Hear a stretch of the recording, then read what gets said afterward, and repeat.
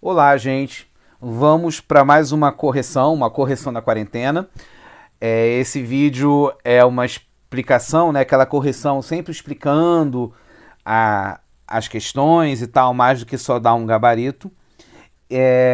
Esse é um vídeo para as turmas de oitavo ano e a gente vai estar corrigindo as questões da coleção de Geografia Telares, que a gente está usando como um livro auxiliar, né? E falando sobre a questão das diferenças internas à América Latina. Esse exercício foi passado no dia 19 de agosto, tá bom? Então, diferença entre países latino-americanos. A gente tem esse pequeno texto, um gráfico, que vocês me desculpem, tá arriscado, porque na verdade eu já gravei esse vídeo e expliquei, só que aí houve um problema de edição e eu tô regravando. Mas enfim, a gente tem esse texto, esse gráfico e as questões.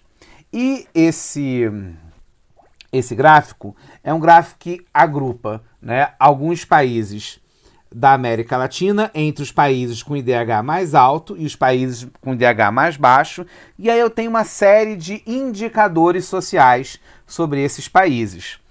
E aí, né, quando eu falo de indicadores sociais, eu estou falando de renda per capita, IDH, expectativa de vida, mortalidade infantil, anos de escolaridade, enfim, uma série de indicadores e de características que são essenciais para a gente compreender e poder comparar uma série de países, tanto no oitavo quanto no nono ano. Então, se você tem dúvida de indicadores sociais, volta no vídeo sobre indicadores sociais, porque ele é muito importante, tá bom? Então vamos lá para a primeira questão. A primeira questão, mexendo com cuidado, né, porque a gente improvisa aqui um vídeo para poder gravar isso. Temos o patrocínio, que não é patrocínio da Nescafé, segurando aqui esse vídeo para o professor. Nescafé, se você estiver ouvindo, me patrocina, por favor. E a gente vai para as questões. Então vamos lá, primeira questão. Faça uma lista das diferenças socioeconômicas entre os países e até mesmo dentro de um país da América Latina. Eu gosto de fazer a seguinte divisão quando eu penso em América Latina. Então vamos lá. Quando eu penso em América Latina, eu tenho países com mais IDH, eu tenho países com menos IDH. É a maneira que essa tabela apresenta. Mas eu acho uma divisão mais interessante e mais completa a gente pensar a seguinte divisão da América Latina. Países industrializados, países iniciando seu processo de industrialização e países com economia primária. O que é economia primária? Eu acho que está fora de foco. Ih, meu Deus, está bem fora de foco. Desculpe se ficou um tempinho fora de foco. Vamos lá. Então a gente tem a divisão entre IDH maior ou menor, né, que é tradicional, mas eu gosto de dividir assim. Países industrializados, países que estão iniciando seu processo de industrialização e países com economia primária. O que são países com economia primária? São países que ou dependem basicamente da agricultura ou pecuária, ou países que dependem basicamente da mineração. E aí, correndo por fora, eu também coloco países que dependem muito do turismo.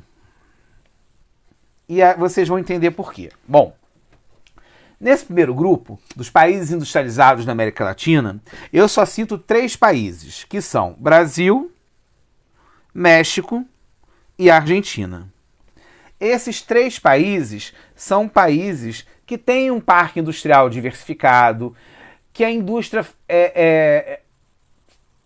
corresponde a uma parte importante do PIB nacional, né? A gente sabe que hoje a indústria não é tão forte quanto o setor terciário. O comércio e serviços, em geral, emprega mais e gera mais lucros. Mas nesses 3 países, a indústria tem um peso muito forte. A indústria de transformação, a indústria de petróleo, a indústria de construção civil, enfim. Eu tenho alguns países que estão num processo de industrialização mais lento. E aqui eu poderia colocar Colômbia, poderia colocar Venezuela, poderia colocar o Chile, forçando a barra eu poderia até colocar Peru, como os países que têm um processo de industrialização. Mas esses países, a gente vai perceber que eles também estão nessa classificação de baixo. Por quê?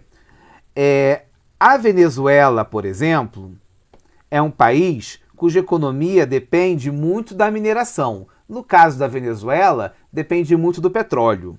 O Chile é um país que também depende muito da mineração. No caso do Chile, depende muito do cobre, das minas de cobre. O Chile é o maior exportador de cobre do planeta. Já a Colômbia, por exemplo, boa parte da sua economia vai depender da produção agrícola, de café, por exemplo. Então a gente tem, nesses países, a principal atividade econômica sendo uma atividade primária. Então, por exemplo, países que dependem muito da agricultura e da pecuária, como eu falei, a Colômbia, produção de açúcar, café, o Uruguai, no caso, pecuária bovina, pecuária de corte. Eu vou ter a Guiana Francesa e o Suriname com a pesca sendo muito importante. Perdão. Então são países... muitos países da América Central, como Honduras, Belize, em que a produção de banana para exportação é fundamental. Tá bom? Países que dependem da agropecuária. Países que dependem da mineração. A Venezuela com petróleo, o Chile com cobre, a Bolívia com o gás natural, a Jamaica com a bauxita e hematita e alguns minérios específicos.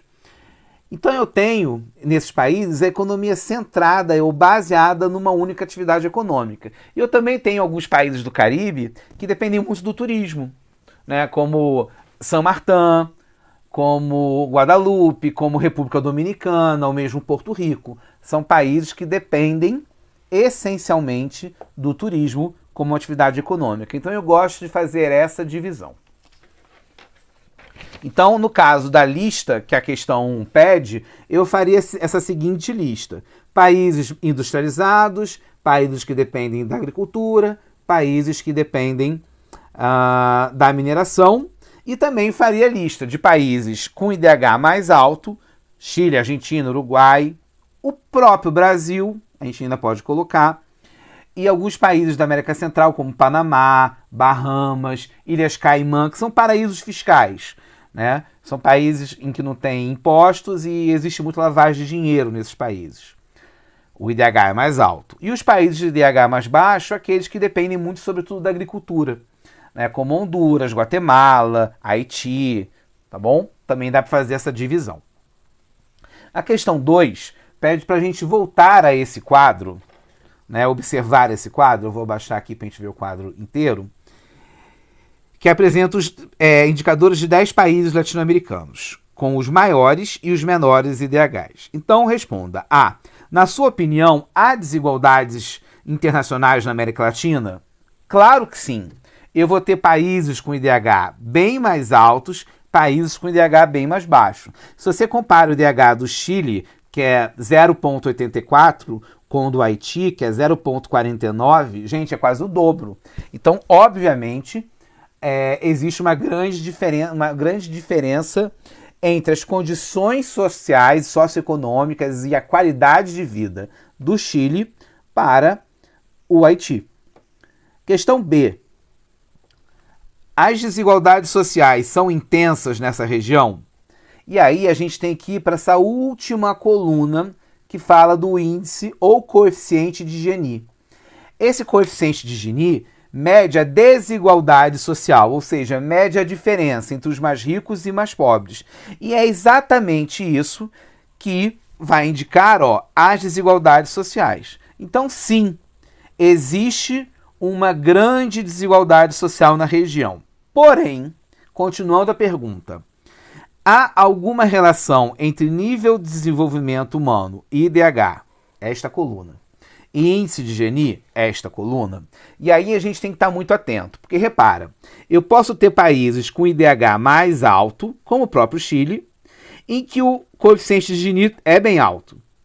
E eu tenho países com IDH mais baixo, por exemplo, a Nicarágua, em que o coeficiente de Gini é menor. Eu também posso ter países com IDH ainda mais baixo, com índice de Gini maior. Então, na verdade, essas coisas não estão diretamente relacionadas. Por quê? Porque eu posso ter países ou até regiões dentro de países que pode apresentar um IDH mais alto, mas o índice de Gini é muito mais alto.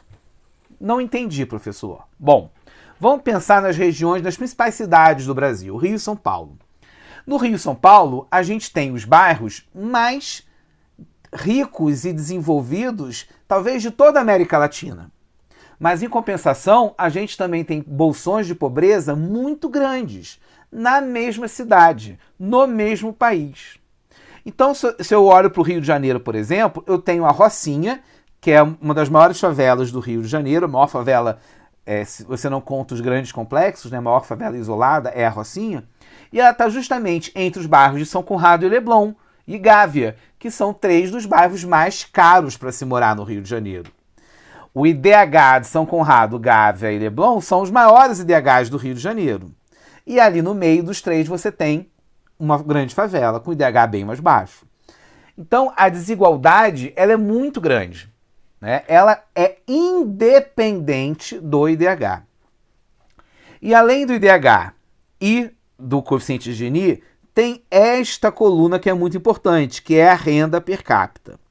Então repara, de cara eu percebo que a renda per capita dos IDHs mais altos ela é maior.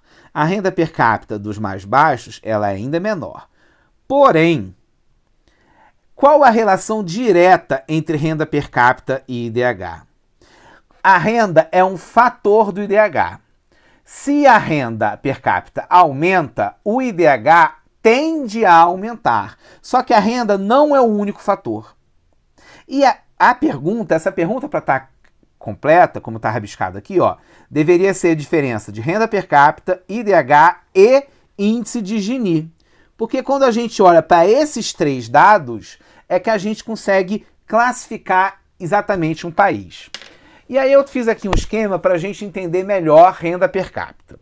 Então vamos imaginar um país, uma cidade, e aqui eu estou calculando uma renda per capita mensal, tá? Não está sendo anual não, mas só para a gente entender, porque a renda per capita ela é um indicador que sozinho não diz muito sobre uma realidade. Nesse país que eu inventei aqui, eu tenho 10 pessoas muito ricas, ó, empresários, né, que ganham uma renda mensal de 50 mil, totalizando 500 mil por mês. Eu tenho 5 profissionais liberais, ó, formados, graduados, médicos, advogados, 50, desculpa, que ganham 10 mil por mês, totalizando 500 mil por mês. Eu vou ter 100 trabalhadores que ganham 1.000 por mês, totalizando 100 mil. E eu vou ter um grupo de pessoas desempregadas que não geram renda. Tá bom? Ou que estão desempregados, ou que são donos de casa, ou que não geram renda. Tá bom? E aí, o que acontece? Se eu somar o número de pessoas, eu vou ter 200 pessoas. Então, ó, 10 mais 50, mais 100, mais 40, 200 pessoas. Se eu somar o total de renda, 500 mais 500, mais 100, mais 0, 1.100. Como eu faço a renda per capita? Eu vou dividir 1.100, renda total, pelo número total. 1.100 dividido por 200 vai dar 5.500. Isso vai ser a renda per capita. E repara, se essa é a renda per capita de um país, repara que ela está muito inferior da renda dos mais ricos e está muito superior à renda dos mais pobres. Então a renda per capita é um número que não diz muito sobre aquele país. A renda per capita só é interessante se você vai comparar um país ao outro. Mas não diz sobre a realidade daquele país muita informação. Tá? Então, renda per capita, IDH e índice de Gini. Renda per capita, renda da população dividido pelo número de habitantes. IDH, índice de desenvolvimento humano, qualidade de vida, uma nota, um conjunto de fatores que dá uma nota. Coeficiente de Gini, um cálculo da desigualdade, a diferença entre os mais ricos e os mais pobres. Na dúvida, manda um comentário aí, vai nos comentários, faz uma pergunta e volta lá no vídeo sobre indicadores sociais, que ele é muito importante. Valeu? Grande abraço para vocês.